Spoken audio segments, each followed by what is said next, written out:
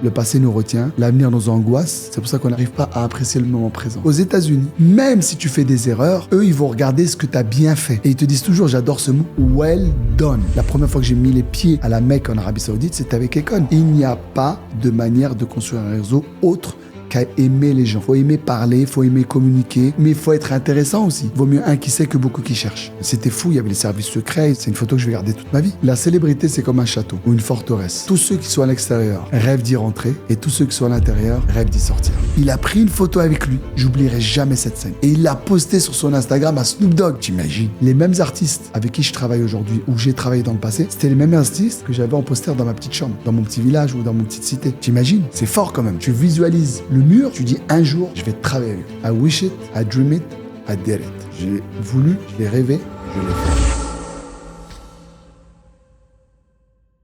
Salut, c'est Mani Nordine, je suis agent, manager et booker de célébrités.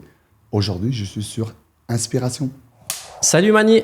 Salut, merci de me recevoir aujourd'hui à Marrakech. C'est un plaisir de te recevoir, comme tu le dis, sous le soleil de Marrakech. Comment s'est passé un peu le festival du film ? Alors, le festival du film, c'était génial.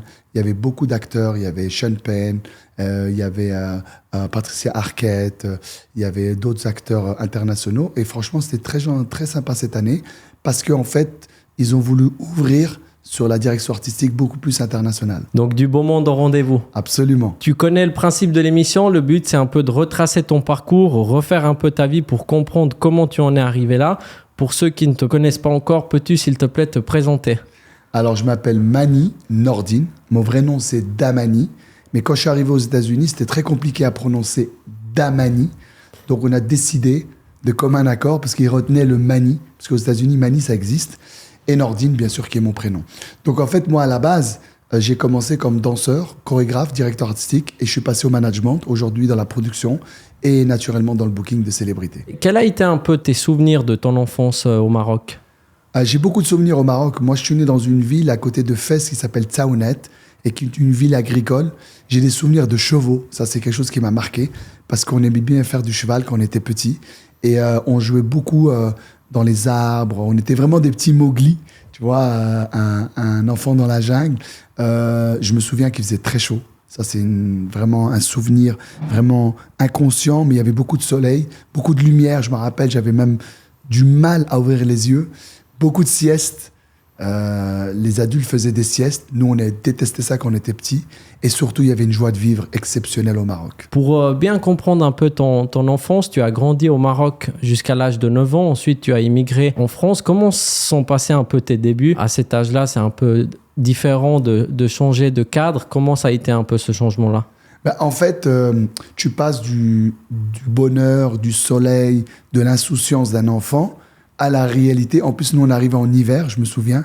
Et en fait, c'était un choc thermique, d'abord, dans un premier temps. Un choc culturel, parce que c'est vraiment pas du tout les mêmes codes au Maroc et en France. Mais en même temps, des avantages aussi. On avait plus de jouets, on avait plus de gymnases, on avait plus de terrain de foot pour jouer. Donc finalement, c'était un choc, mais en même temps, il y avait des bons côtés. Il faut regarder aussi les bons côtés. On aimait bien l'école aussi. On avait des camaraderies. Moi, j'aimais bien la culture. Donc, on avait des conservatoires, des gymnastes, etc. Donc, c'était pas mal. Tu as eu la chance d'aller en France à Dijon. Ensuite de ça, il y a eu un parcours aux États-Unis qui a été fait. Est-ce que tu peux un peu nous expliquer quels étaient les cheminements de cette histoire-là ? En fait, avant d'arriver aux États-Unis, je suis passé par la Case Paris. Et en fait, j'ai gagné un concours qui m'a permis d'aller à Paris. Et cette bourse du ministère de la Culture, à l'époque, ça s'appelait la Jeunesse et des Sports, qui m'a permis d'avoir une bourse pour aller étudier à New York. Et à New York, ça a été la révélation pour moi, sachant que j'étais à Times Square et j'étais à Broadway. J'ai vu Steps, une école qui s'appelait Broadway Dance Center, qui m'avait marqué. Et pour moi, j'avais les yeux pleins d'étoiles en me disant, je suis aux États-Unis, un petit Marocain d'un petit village du Maroc qui est aujourd'hui à New York. C'était ça, je pense, qui m'a donné le peps et l'ambition de réussir aujourd'hui dans ce métier. Parce qu'en fait, je pense que quand on vient de très très loin, on n'a absolument rien à perdre. On n'a que des choses à gagner. Et je pense qu'aux États-Unis, c'est des pays où ils aiment ce genre de story, American Dream, c'est le cas de le dire, ce rêve américain qui peut être possible que si tu arrives avec des bonnes intentions. C'est pas juste venir gagner de l'argent, leur voler leur culture. Non, il faut arriver avec des rêves, des bonnes intentions, l'ambition et surtout vouloir travailler. Ce qui espère un peu aujourd'hui, le travail, je pense que c'est l'asset le plus important. Quand tu étais au Maroc, est-ce que tu avais déjà cet American Dream en tête ou bien c'est un peu ton talent qui a fait que tu as eu cette chance d'aller aux États-Unis? Alors très sincèrement, je pense que c'est un peu des deux. J'avais le rêve de réussir et j'avais envie de progresser aussi parce que quand tu es dans l'art, en général, quel qu'il soit, tu sais jamais ce qui est vraiment, comment on peut dire, l'excellence n'existe pas. Tu te rapproches de ça, mais tu n'es jamais parfait. Et ça tombe bien, tu évoques l'excellence, le dépassement de soi.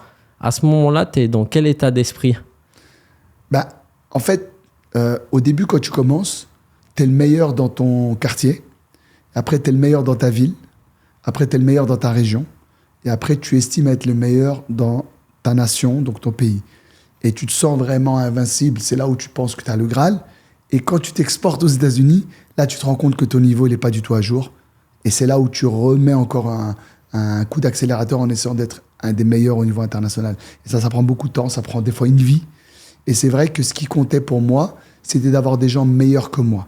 Et c'est pour ça que je dis ma phrase préférée, si tu es le meilleur dans cette pièce, c'est que tu es dans la mauvaise team.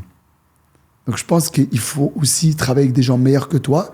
Et c'est ces gens-là qui t'élèvent pour progresser. Et ça, c'est le conseil que je peux donner aujourd'hui à tous les entrepreneurs, les jeunes. Essayez d'être avec des gens inspirants. Essayez de copier des gens en mieux. Et surtout, essayez d'avoir des gens meilleurs que vous. Il ne faut pas être frustré d'avoir des gens meilleurs que vous. Moi, quand je fais du sport, je m'entraîne avec des gens meilleurs que moi.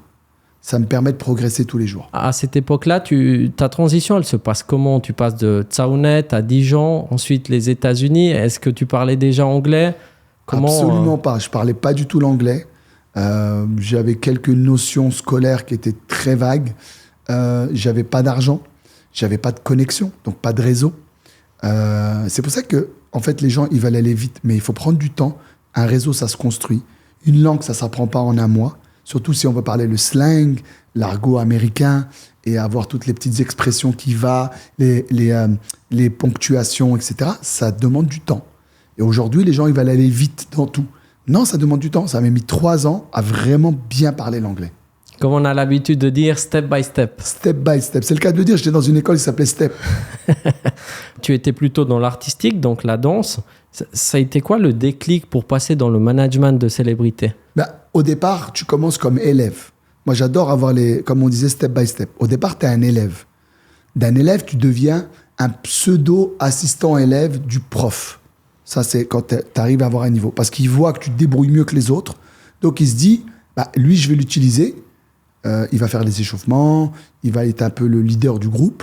Après de nombreuses d'années, pas tout de suite, hein, après quelques années, tu deviens le prof. Du prof, tu deviens chorégraphe. De chorégraphe, tu deviens directeur artistique. Du directeur artistique, tu commences à faire du management.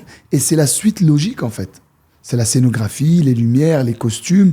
Après, tu commences à produire tes propres pièces, tes propres comédies musicales, tes propres spectacles. Puis après, tu deviens un producteur, en fait. C'est la suite logique. C'est vrai que dans la tête des gens, dans le subconscient, ils se disent, mais quel est le rapport entre la danse et la musique? Mais c'est la même chose. On danse sur de la musique, on est d'accord? Clairement. Et avant de gérer des stars, on gère des humains. Donc d'abord des danseurs, après des chanteurs de comédie musicale. Ces chanteurs-là, ça devient des stars. Toi qui as plus de recul sur la mentalité européenne et américaine, est-ce que tu as senti vraiment une réelle différence qui t'a permis de faire ce parcours dans le business entre ces deux mentalités-là? Ah non, mais c'est une mentalité complètement opposée. Dans le sens où, aux États-Unis, déjà, dans la pédagogie, moi, j'aime beaucoup cette différence. En France, quand tu fais une erreur, je me souviens de mes cours, où tu n'es pas exactement comme il faut, on va tout de suite te casser. On va te dire, non, c'est pas comme ça, c'est comme ça. Donc déjà, tu crées une frustration. Pourquoi? Parce que l'élève, déjà, il est frustré d'être regardé. Il faut savoir que c'est des métiers où il faut être regardé. Donc, il faut être sûr de soi, il faut avoir une espèce de prestance artistique. Et le relâchement, on dit toujours le relâchement, que ce soit dans la chanson, quand tu relâches ta voix, tu relâches ton corps, tu es plus à l'aise pour chanter. C'est exactement pareil dans la danse. Alors qu'aux États-Unis, même si tu fais des erreurs, eux, ils vont regarder ce que tu as bien fait. Et ils te disent toujours, j'adore ce mot, well done. Oh, well done, à chaque fois. Et c'est que des compliments. Et en te donnant ces espèces de compliments, après ça dépend des personnalités, ben ces compliments, en fait, te poussent à te lâcher, donc oser plus de choses, marquer plus les mouvements et peut-être progresser. Donc c'est deux pédagogies complètement différentes. Je ne dis pas qu'elle est mieux ou moins bien, mais la rigueur n'existe pas comme en France. Donc ils voient le verre à moitié plein, le positif attire le positif, comme on dit. Exactement.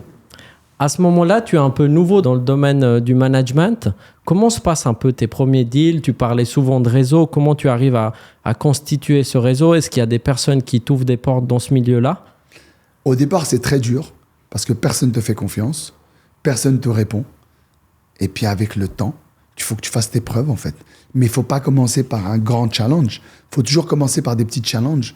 Donc moi, j'ai commencé avec des petits artistes inconnus.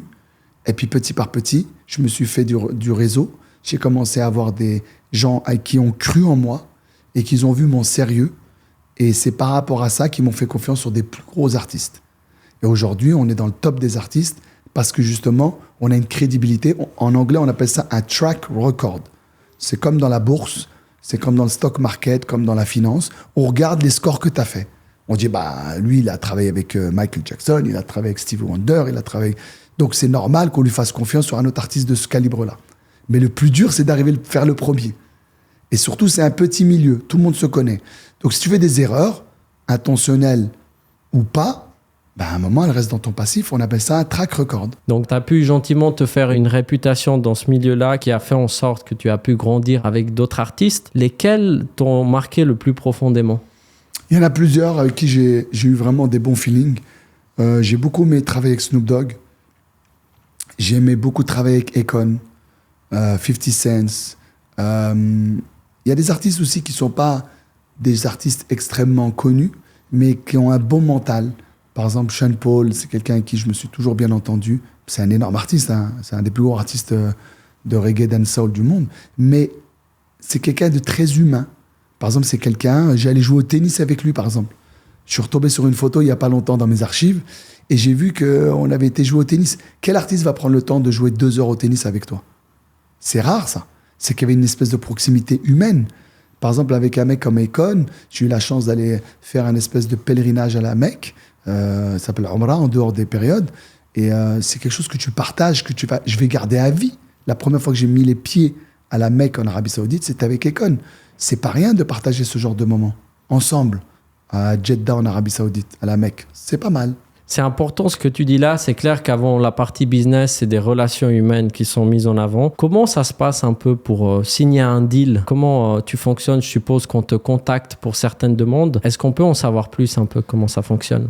D'abord, notre métier à nous, c'est un espèce d'entonnoir. Nous, c'est d'abord de sélectionner les demandes. On a beaucoup de demandes. On est arrivé à un stade où maintenant on répond juste aux demandes. On ne va pas chercher les clients. C'est plutôt les clients qui viennent à nous. Ça, c'est pas mal. On a mis 25 ans à faire ça. On a un gros réseau mondial, donc des gens nous appellent du monde entier pour des artistes. Le problème, c'est que sur toutes les demandes, tu as un maximum 10 à 15% qui sont viables.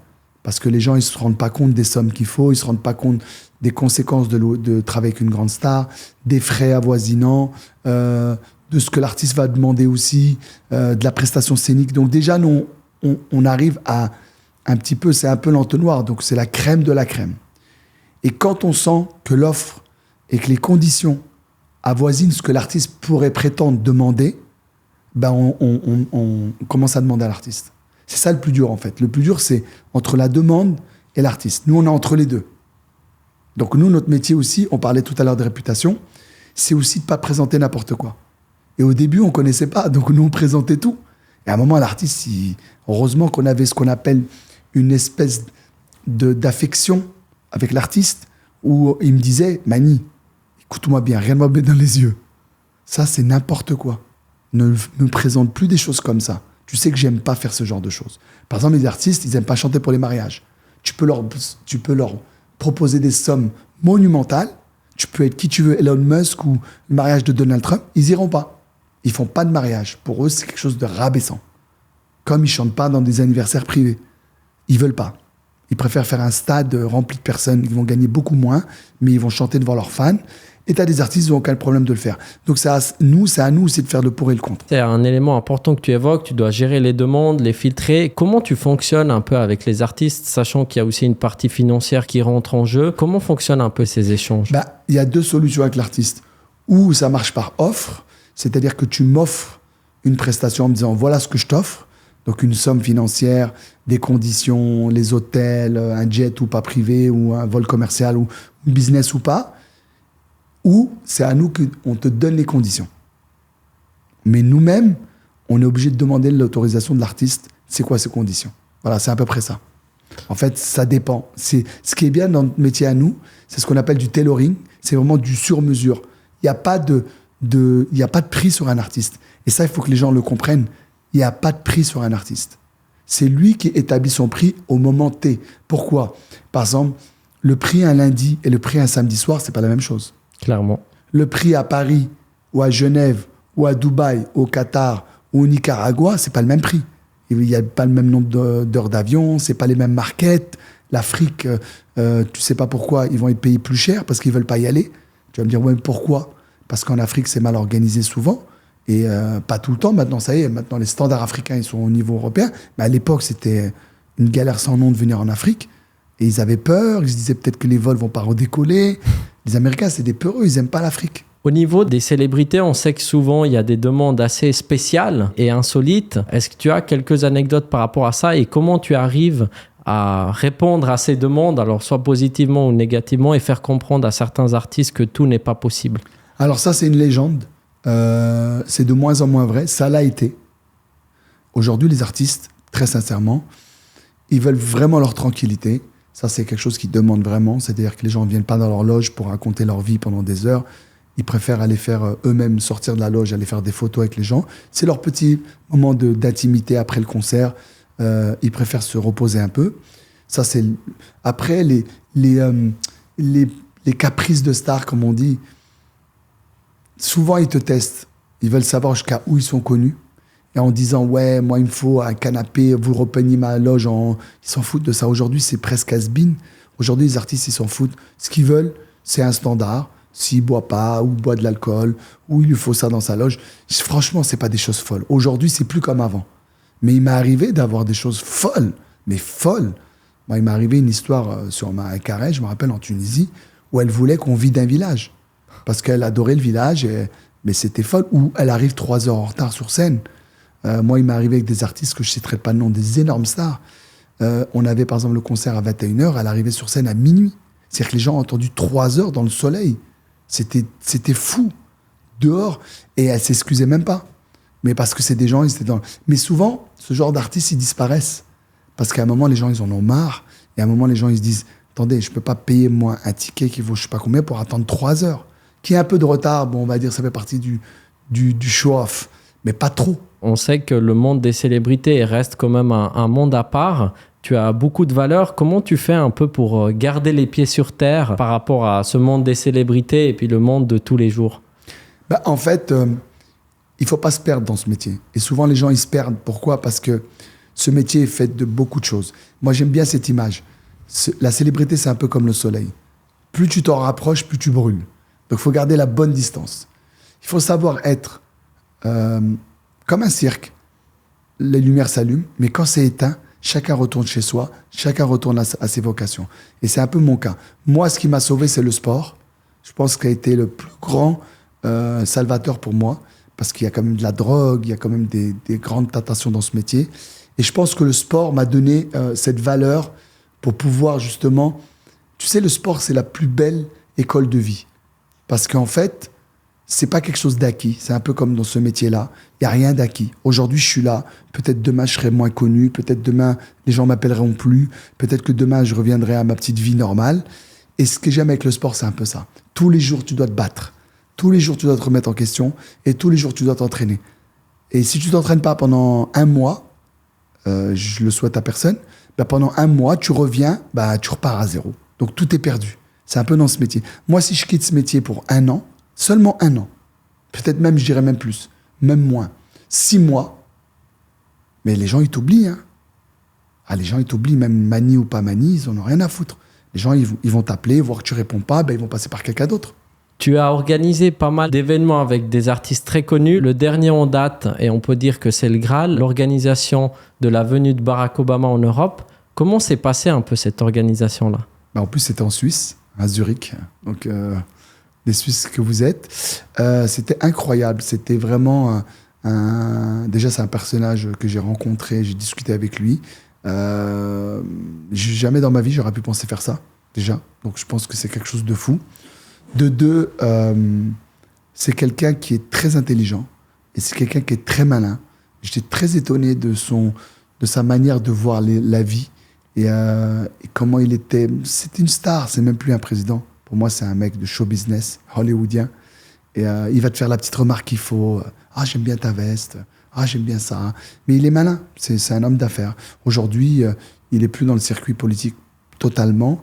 Mais c'était fou, il y avait les services secrets, ils ont fait une enquête sur moi pour savoir si j'avais pas eu des casseroles dans le passé. Il y a une photo d'ailleurs. Voilà, et la photo, quand on l'a fait, c'est ces photographes qui l'ont fait. Ils l'ont envoyée aux États-Unis. Elle a été checkée, à mon avis, retouchée, parce qu'il n'a pas le même visage en vrai. Moi aussi. Mais lui, un peu plus, je pense, avec toute la modestie que j'ai. Et elle a été retouchée, peut-être un peu plus grand, etc. Et puis après, ils me l'ont envoyée. J'ai attendu 15 jours quand même. Mais cette photo, c'est une photo que je vais garder toute ma vie. Clairement. Il laisse pas du tout place au hasard. Absolument pas. T'attends dans une pièce pour le rencontrer. Ils font exprès de faire durer le plaisir. Les gens de service secret reviennent te voir 3 fois. Ils te disent vous avez rien sur vous. Mais c'est hallucinant. Alors tu travailles avec lui. C'est pas comme si tu voulais le rencontrer dans la rue. Mais c'est comme ça. Tout est calculé. Tout est calculé. À l'américaine. Donc, tu as fait aussi la couverture du Time Magazine l'année passée à Monaco. Tu as été nommé le meilleur agent et tu as clairement organisé la venue de Barack Obama en Europe. On peut dire que la boucle est bouclée. Qu'est-ce qui te pousse tous les jours finalement à dépasser et d'aller chercher de nouveaux objectifs avec déjà tout ce que tu as pu concrétiser? Alors déjà, j'ai encore plein de rêves à réaliser parce que la vie, c'est faite de rêves et ça serait tellement ennuyeux de se dire « ça y est, j'ai tout fait ». Aujourd'hui, je suis plus dans une optique, c'est pour ça que je suis là devant toi aujourd'hui, dans une optique de transmission, d'inspirer des gens, essayer de donner à la jeunesse. Faut savoir que moi, j'ai un parcours très atypique, tu le disais tout à l'heure, un jeune Marocain d'un petit village qui a évolué, qui est parti de son petit village de Tsaounet et qui est après parti jusqu'à Hollywood. Et j'aime bien me dire, peut-être, avec toute la modestie encore une fois, de se dire, j'ai ouvert quelques portes. Et si je peux tenir avec le pied la porte, et avec les 2 mains très fort, et laisser rentrer encore plein de jeunes comme moi, avec des rêves, mais des gens compétents.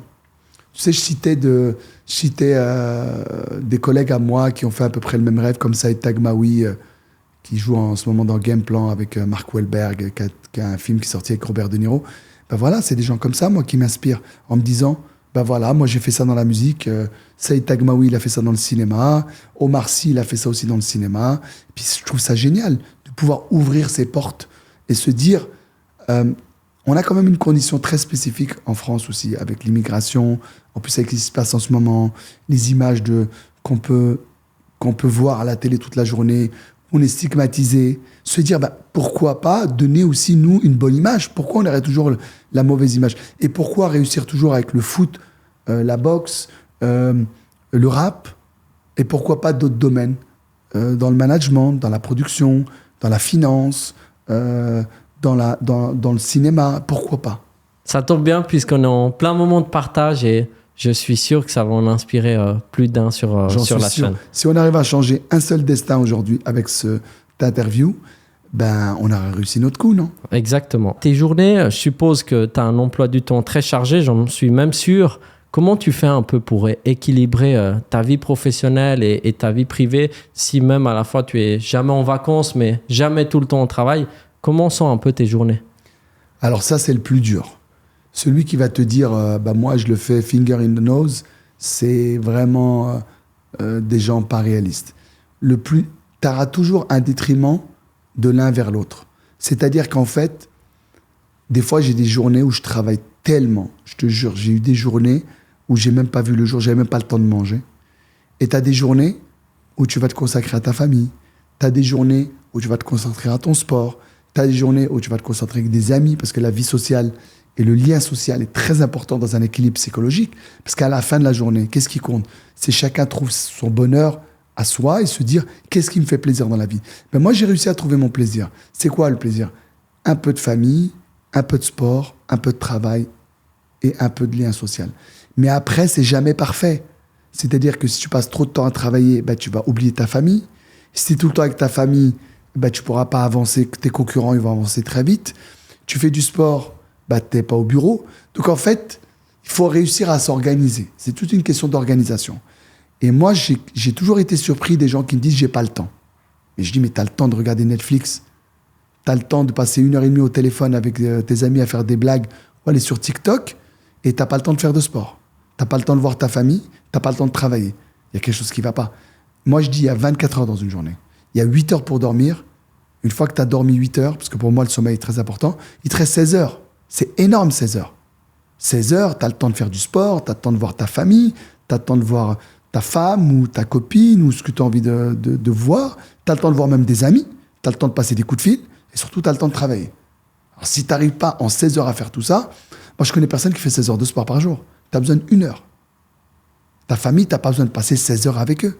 Si tu passes 2 heures qualitatives ou 3 heures et que moi, en tout cas avec mes filles, je regarde des dessins animés où on va se promener, on va à la danse ou des trucs sympas, ça suffit. Tu n'as pas besoin de passer 8 heures avec eux.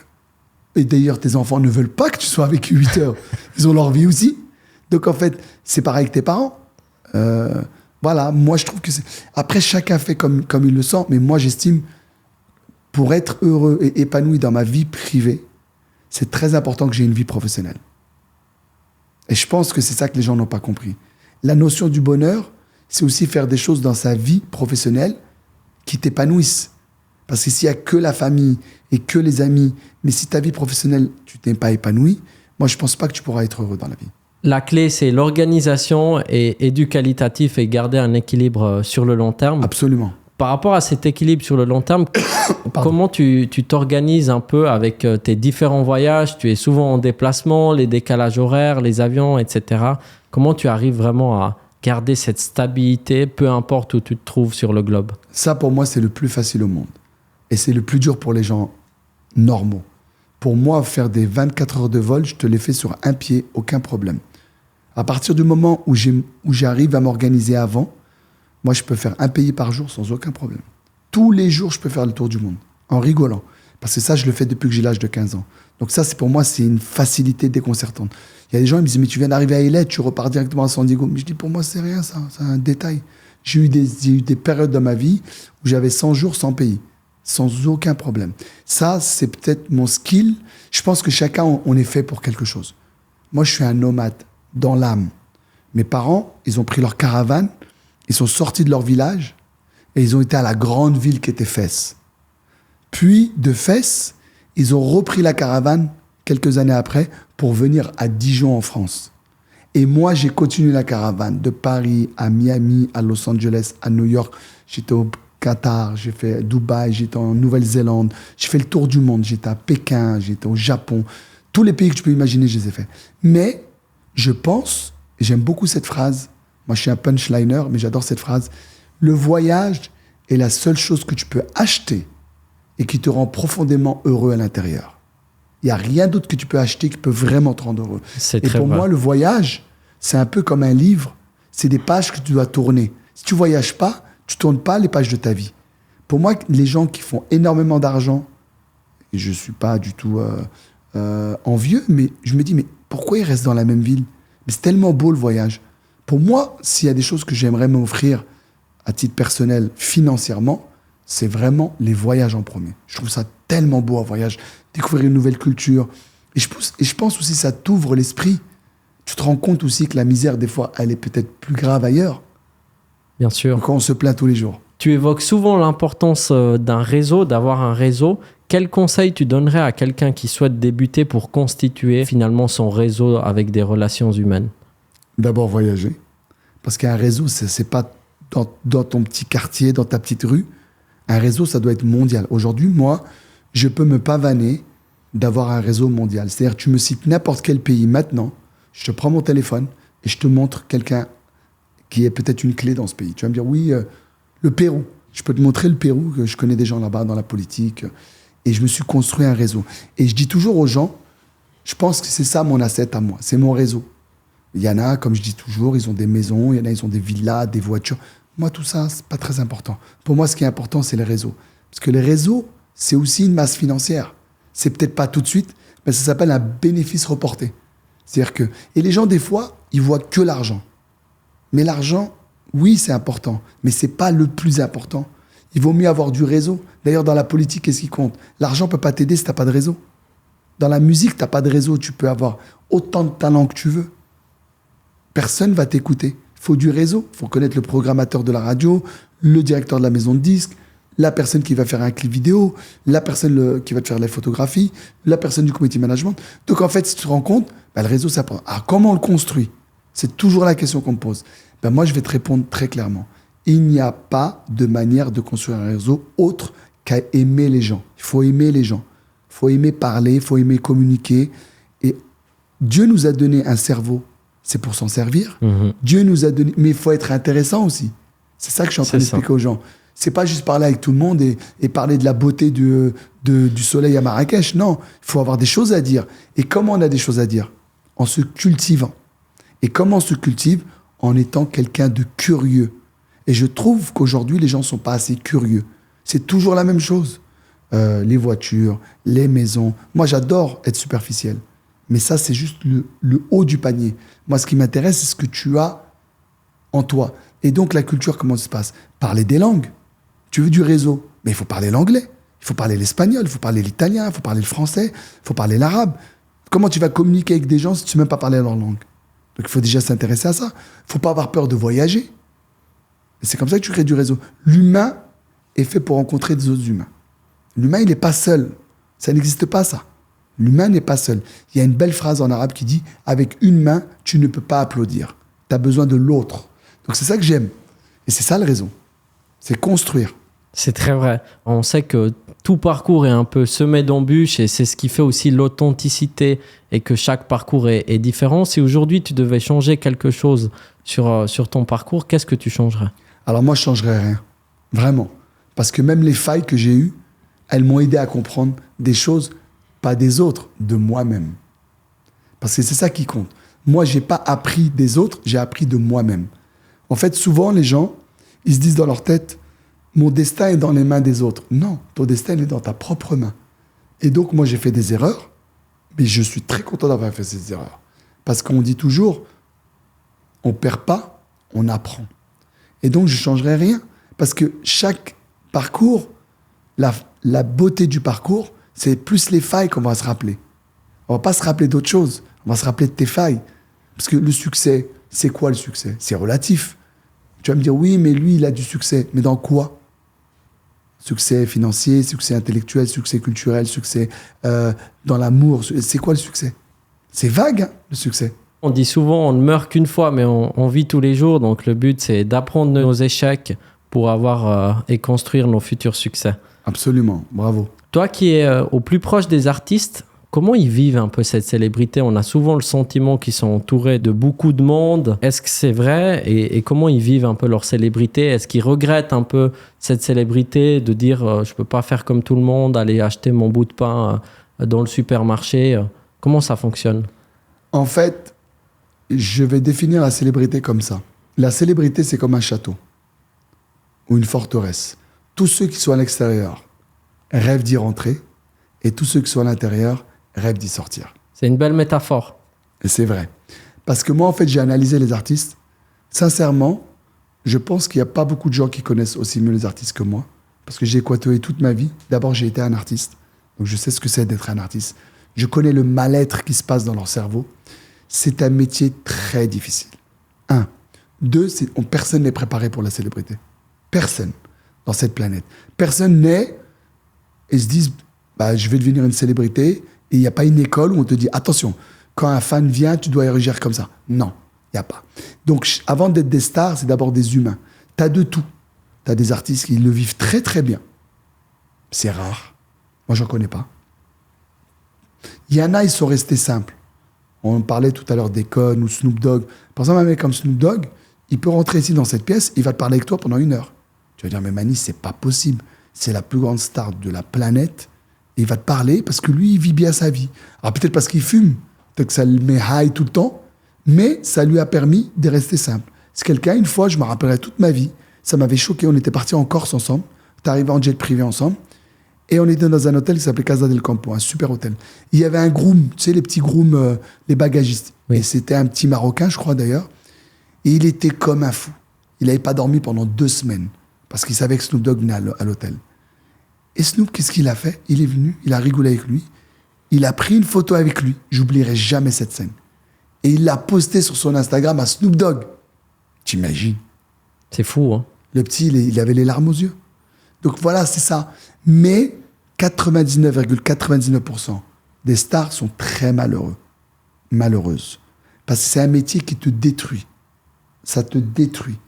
C'est pas humain d'être aimé par autant de monde. Normalement, tu dois être aimé par un papa et une maman. Idéalement, les deux. Et après, des amis. Un cercle assez restreint. Et moi, je dis toujours, ami avec tout le monde, ami avec personne. Tu peux pas être ami avec tout le monde. Tu es obligé de sélectionner un moment. Les stars, le problème, ils ont trop d'amis. Et des faux amis. Par rapport à la compétence aussi pour durer dans le business, tu évoques souvent qu'il faut s'adapter. Comment, avec toutes ces années, tu as su t'adapter, notamment avec l'évolution du domaine artistique, l'arrivée des réseaux sociaux, etc. Quelles ont été un peu les clés pour que tu puisses perdurer dans le métier? Alors, le secret numéro 1, c'est d'être très observateur. Aware, comme ils disent les Américains. Il faut tout regarder. Il faut négliger rien du tout. Moi, au début, je n'avais pas vu au départ les influenceurs arriver. Je les avais un peu... on les regardait de loin. On se disait, c'est pas des stars, etc. Et tu vois, ça arrivait très vite. Ils ont fait un raz-de-marée. C'est-à-dire que les marques, elles ont préféré travailler avec des influenceurs qu'avec des stars. Et je parle des grands influenceurs. Je parle pas des petits gens des petits influenceurs, micro-influenceurs. Je parle des big comme Kaby ou des gens comme ça. Et moi, c'est des gens qui m'appelaient, qui me demandaient de travailler avec eux. Mais moi, je les sous-estimais. Et c'était une erreur, encore une fois, parce qu'on n'avait pas compris l'impact. Moi, je me souviens, Kaby, aujourd'hui, je crois que sur TikTok, il doit avoir 200 et quelques millions. C'est le plus grand TikToker de la planète. Le mec, quand il poste une fois, il peut toucher pratiquement tous les pays du monde en 1 seconde. C'est pas nécessairement vrai avec une star, parce qu'une star, elle a sa niche, elle a son style de musique, c'est du rap, c'est de la pop, c'est du rock, c'est de la techno. Donc en fait, les influenceurs, on parlait tout à l'heure d'adaptation, aujourd'hui j'ai compris leur puissance. Et aujourd'hui on s'est adapté avec eux. Mais souvent aussi quand un nouveau truc arrive, l'humain, par automatisme, il va rejeter ça. Parce qu'on est des conservateurs, on aime bien être assis sur cette chaise. Mais on n'aime pas aller s'asseoir sur notre chaise. Donc c'est ça qu'il faut se dire. Et j'ai appris, moi, avec le temps, de me remettre tout le temps en question. Tout le temps en question. Sortir de la zone de confort. Sortir de la zone de confort, absolument. Et je pense que c'est le secret. C'est de jamais penser que c'est acquis. Et tout le temps se remettre en question. Et s'entourer avec des jeunes, branchés, jeunes, qui sont dedans. Si toi, tu sais le faire, pas de problème. Tu sais pas le faire, demande à celui qui sait. Comme on dit, vaut mieux un qui sait que beaucoup qui cherchent. Par rapport au mindset, on sait que c'est souvent la clé pour avancer, que ce soit dans la vie en général, mais aussi dans le business. Quel conseil tu donnerais pour développer ce côté mindset et ce côté gagnant? La règle numéro 1, il faut se parler à soi-même. Et souvent, on ne parle pas à soi-même. C'est-à-dire que le matin, il paraît que le subconscient est conditionné parce que toi, ton mindset va envoyer comme message. Par exemple, tu te lèves le matin. Le matin, c'est jamais évident pour personne. Surtout quand il fait froid dans des pays comme la Suisse ou la France ou l'Angleterre. À Marrakech, c'est beaucoup plus simple. Il faut se dire, aujourd'hui, ça va être ma journée. Aujourd'hui, ça va être une très belle journée. Déjà, tu envoies un signal positif à ton cerveau qui envoie à ton subconscient. Et quoi qu'il va t'arriver dans la journée, tu seras persuadé que ce sera une belle journée. Et je te dis, il faut se parler à soi-même. On a tous un côté fainéant. On a tous un côté jaloux. On a tous un côté égocentrique. On a tous des défauts. Mais, comme on dit, l'homme doit s'interdire. Tu dois canaliser ces mauvaises énergies pour aller dans des bonnes énergies. Moi, je crois beaucoup aux énergies. Te dire, écoute, moi, j'ai 2 bras, j'ai 2 jambes, je ne suis pas plus bête qu'un autre, pourquoi je ne veux pas réussir? Donc, il faut se parler. Et moi, je me parle beaucoup à moi-même. Je m'auto-discipline et je m'auto-motive. Et c'est de là vient l'ambition. Après, ça dépend. Chacun a ses ambitions. Moi, je sais que j'ai des grandes ambitions. Moi, je ne veux pas juste être connu, ça ne m'intéresse pas. Je ne veux pas juste dire, ouais, Nissa, il a fait ci, il a travaillé avec Barack Obama, il a travaillé avec Steve Wonder, il a travaillé avec Snoop Dogg. Non, ça c'est acquis, ça y est, c'est fait. On ne pourra pas me le retirer, c'est fait.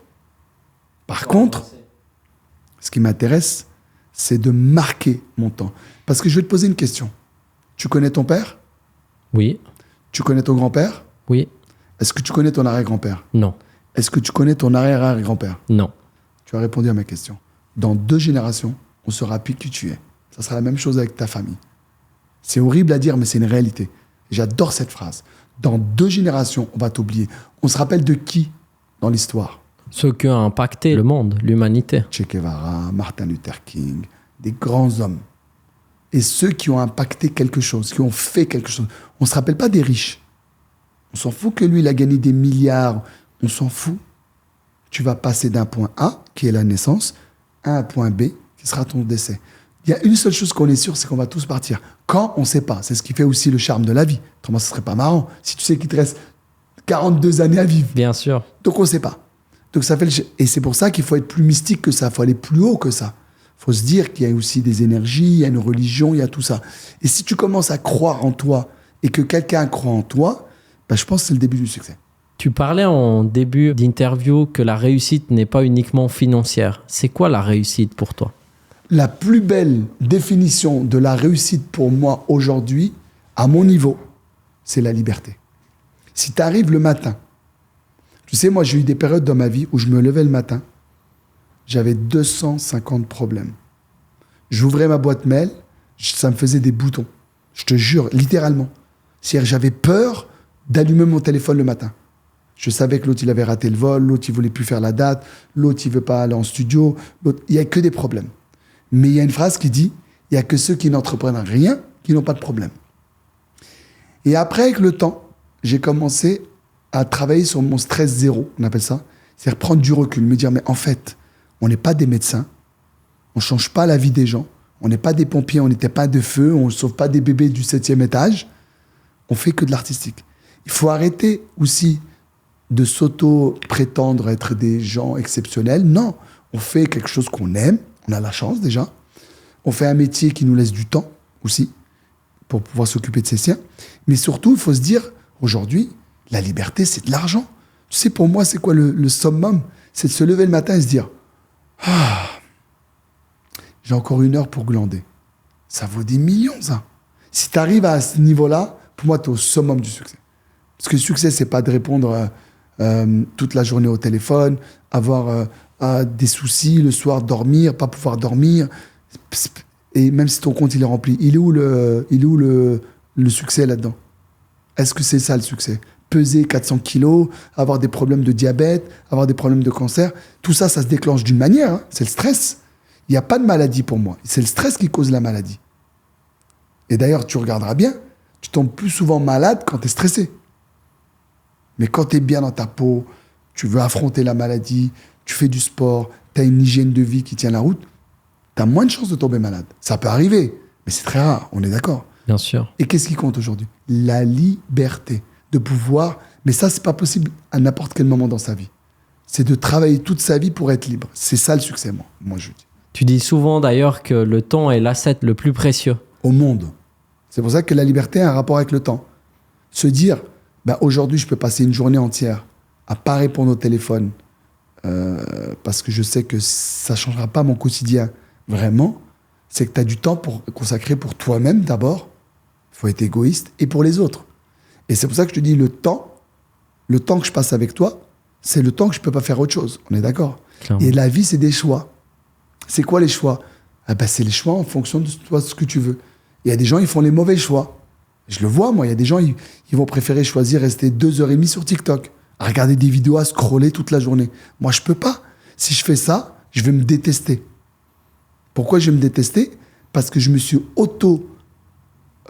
programmé pour que chaque journée qui passe, et ça, je le pense vraiment, chaque journée qui passe, il faut où j'apprends quelque chose. Alors moi, j'ai 3 philosophies. Il faut que j'apprenne quelque chose. N'importe quoi. Un mot, une citation, qu'on m'apprend par exemple que cette cheminée, elle est importante pour ton moral. N'importe quoi. Ça, c'est la première. La deuxième, un moment de bonheur. Ça peut être un thé à l'amande, ça peut être un spa, ça peut être une marche tout seul dans la rue, ça peut être un bisou de ma fille, de mes filles. Ça peut être... Et le troisième important, c'est le plus important, de connecter avec moi-même, d'arriver à me parler. Si tu arrives à avoir les 3 règles, moi, je pense que tu peux réussir dans la vie. Mais c'est tous les jours. Hein. C'est pas 5 jours par semaine, c'est 7 sur 7. Tu dois avoir ton moment de bonheur. Tu dois te parler à toi-même. Et surtout, le plus important, tu dois comprendre comment connecter. On parlait juste avant des échecs. On sait que c'est souvent ces échecs-là qui nous permettent de savourer la réussite et les succès qui en découlent. Est-ce que tu te rappelles d'un échec qui t'a permis de rebondir et tu te dis c'est grâce à ça que j'ai pu réussir, que ce soit un deal ou peu importe? Moi, j'ai un échec qui reste dans ma tête. C'est un jour, je me rappelle d'un manager d'un artiste, un américain. Je ne pourrais pas citer le nom malheureusement parce que ça reste confidentiel, mais c'est un gros artiste.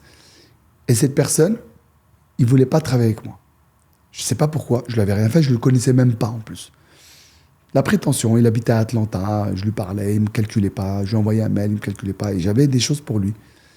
Et j'ai décidé de travailler sur un autre artiste, au lieu de travailler sur un artiste.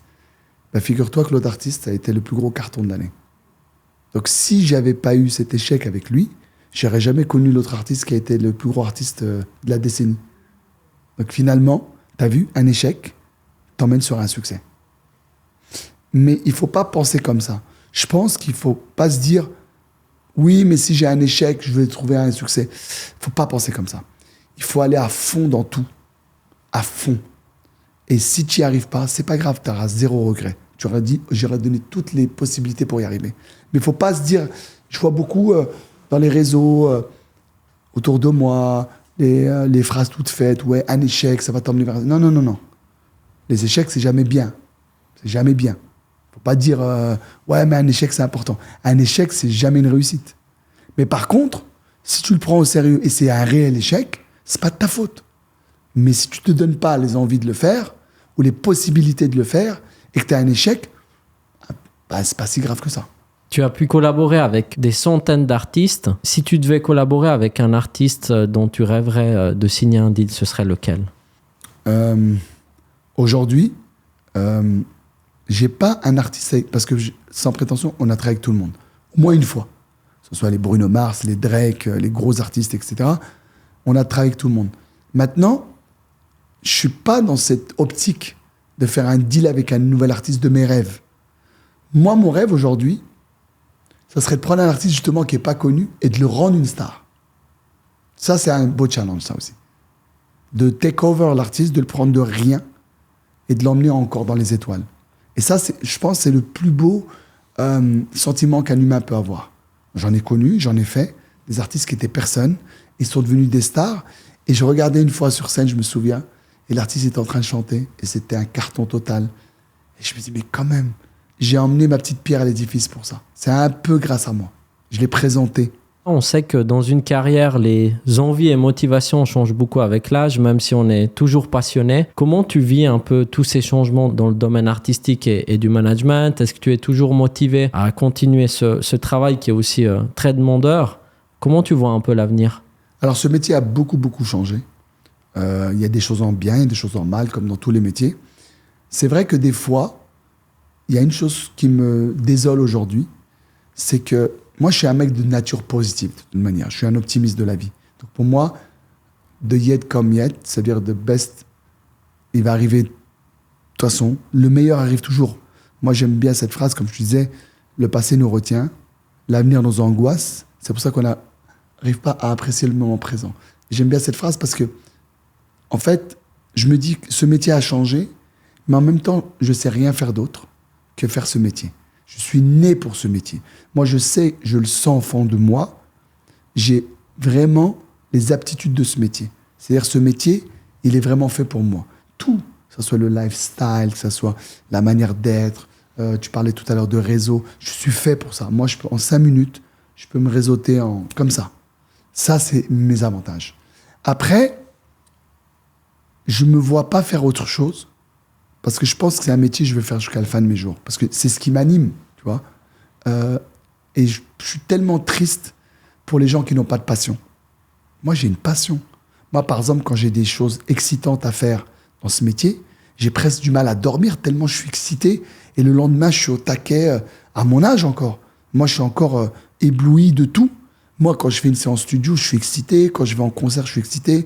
Quand je suis en rendez-vous avec un artiste connu et qu'on va faire un gros deal ensemble, je suis excité. Mais c'est génial parce que ce métier est fait aussi de ça. On parlait tout à l'heure des échecs, mais il faut aussi parler du succès. Et ces petits moments d'étincelle où tu as fait cette adrénaline, bah franchement, ça vaut toutes les galères qu'on a aujourd'hui. Quel conseil inspirant donnerais-tu à nos auditeurs? Alors, on a beaucoup partagé, beaucoup échangé, mais s'il y avait un conseil que tu devrais donner à quelqu'un qui veut se lancer, ça serait quoi? Croyez en vos rêves, n'écoutez pas votre entourage. Et la troisième phrase, je pense, la plus importante, tout ce qu'on visualise. Mais ça ne peut pas être 5 minutes dans la journée. C'est vraiment... c'est une obsession. J'aime bien ce mot, obsession. On y arrive. Je crois. Je ne connais personne autour de moi, hein, dans mon entourage proche et très lointain. Et Dieu sait que je connais beaucoup, beaucoup de monde. Je pense que je suis un mec, déjà dans mon entourage, je connais personne qui connaît autant de monde que moi. Alors, je parle même superficiellement. Hein. Je parle en nombre. Là, on parle en... Je n'ai jamais vu quelqu'un qui voulait vraiment faire quelque chose, avec le cœur, devenir cette personne, se donner les moyens et qui n'a pas réussi. J'ai jamais vu. Ils ont tous réussi. Moi, il y avait des gens autour de moi, on les prenait pour des fous. C'est, mais lui, il veut devenir un architecte, ou l'autre, il veut devenir DJ. On rigolait sur lui. Mais il est arrivé. Parce que le mec, c'était une obsession. Toute la journée, il voulait faire que ça. Il était obstiné. Le matin, il mangeait DJ, midi, il mangeait DJ. Soir, aujourd'hui, c'est des stars. Des énormes stars. Mais parce qu'il s'est donné les moyens. Après, il y a le facteur chance. Mais moi, je crois que le facteur chance, il est très minoritaire dans les pourcentages. Il y a l'opportunisme, dans le côté positif des choses. Et ça, par contre, il faut bien s'en rendre compte. Quand la porte, elle s'ouvre pas 50 fois. Elle s'ouvre une fois, des fois. Mais il faut savoir rentrer vite avant qu'elle se referme. Et le travail. Le talent, pour moi, j'y crois pas. Je crois pas au talent. Moi, je crois au travail. Le talent, comme disait Jacques Brel, c'est ce qu'on veut très fort. Le talent n'existe pas. Il n'y a pas de talent. Tu vois, tant dans l'air du talent. Je suis désolé, un boxeur, il va monter sur le ring. Il va dire, j'ai du talent. Quel talent? Ah non, tu vas monter sur le ring parce que tu t'es entraîné des mois, tu as couru, tu as fait du cardio, tu as travaillé tes pas, et c'est pour ça que tu es bon sur le ring. Mais il n'y a pas de talent. Il n'y a pas un enfant qui naît... Après, tu as des aptitudes un peu plus importantes, mais tu n'as pas de talent. Tu n'as que du travail. Tu crois que Drake, Bruno Mars, Snoop Dogg, mais toute la journée, ils sont en studio. Ils sortent une chanson par an, mais ils en ont 45 qui ne marchent pas. Donc, il est où le talent? C'est des obstinés de travail. Et c'est ça qu'il faut dire à la jeunesse. Vous devez travailler plus que les autres. Moi, j'ai réussi à mon petit niveau parce que j'ai travaillé 4 fois plus que les autres. On est le week-end, je suis là avec toi, en train d'enregistrer. J'aurais pu être à la piscine en train de bronzer. Je ne m'arrêterai jamais. Il n'y a pas d'horaire pour travailler. Et des fois, un lundi matin où tout le monde va travailler, je vais pouvoir me reposer. Il n'y a pas d'horaire, il n'y a pas de règle dans ce métier. La seule règle, c'est où tu vas arriver et active ton GPS. C'est quoi? Parce que c'est bien d'arriver, mais il faut connaître l'itinéraire pour y arriver. Alors, tu peux pédaler dans le vide, hein, à la salle de sport, hein, mais tu vas aller nulle part. Il faut un vélo mobile. Donc, tu as un point A, c'est le début. Le point B, c'est le succès. Et chacun détermine les coordonnées de son succès. Alors, il y en a des gens, ils vont dire, moi, je veux une Ferrari. Une fois que je laisse, c'est bon, j'ai réussi. Il y en a, ils vont vouloir des appartements, d'autres, ils vont vouloir des maisons, d'autres, ils vont vouloir qu'on les reconnaisse dans la rue. Chacun détermine son succès comme bon lui semble. Par contre, une fois que tu as l'idée, une fois que tu as l'objectif, il ne faut jamais lâcher. Jusqu'à que tu y arrives. Et moi, par exemple, je me suis fixé des objectifs. Les mêmes artistes avec qui je travaille aujourd'hui, ou j'ai travaillé dans le passé, c'était les mêmes artistes que j'avais en poster dans ma petite chambre, dans mon petit village ou dans mon petite cité. T'imagines? C'est fort quand même. Tu visualises le mur, et tu dis un jour, je vais travailler avec lui. Et 10 ans après, t'es presque son boss. Ça vaut des millions, ça. C'est pas une question d'argent, c'est une ambition. Et ça, c'est un sentiment. je peux même pas t'expliquer comment c'est jouissif. De se dire, en anglais, on dit I wish it, I dream it, I did it. Je l'ai voulu, je l'ai rêvé, je l'ai fait. Mais d'abord, il faut se visualiser. Il faut d'abord se le dire. Est-ce que c'est possible? Mais il ne faut pas se mettre des objectifs n'importe comment. Hein. Pas se dire, je vais aller sur Mars, tu sais que tu n'as pas la capacité en mathématiques. Mais si tu sens que tu as des capacités, et pourquoi pas? Est-ce que les autres artistes ou les autres managers ou les autres producteurs, ce pas des extraterrestres, c'est des humains. Mais ils bossent. Alors, est-ce que tu connais beaucoup de gens qui ont du succès, qui n'ont pas travaillé, toi? Non. Je ne connais pas. Si, tu peux avoir un coup de chance sur un malentendu. Mais est-ce que ça dure? Le plus dur, c'est pas de briller, c'est de durer. Magnifique. On termine sur des très belles paroles, Mani. Magnifique. On a le jeu de mots. Exact. Merci, Mani, pour ce moment de partage très intéressant. Merci pour m'avoir invité. Et je pense que cette discussion, elle est très intéressante. Et ce qui est bien, le plus important, c'est l'échange qu'on a eu et surtout cette sincérité d'échange. Et merci pour me donner la parole aujourd'hui. Avec grand plaisir et j'ai plus qu'à te souhaiter le meilleur pour la suite. À tout bientôt. On va tout faire pour rendre fiers les auditeurs.